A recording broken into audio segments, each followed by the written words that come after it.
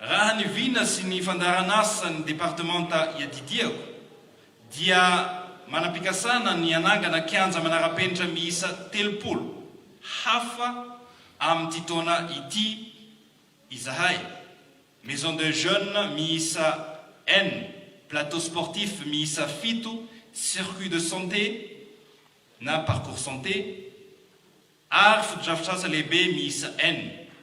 Nefa noho ny hamehana ara-pahasalamana izay lalovan'ny firenena ankehitriny dia voafetra ny tetibola azo ampiasaina ka ireo fotodrafitrasa lehibe miisa 5 ihany no tanterahana amin'ny taona 20 ity.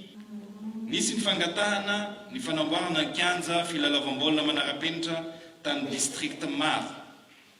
Eo anatrehan'izany dia kianja manara-penitra miisa 30 no natomboky ny fitondram-panjakana ankehitriny tao amin'ny faritany 4 eto Madagasikara.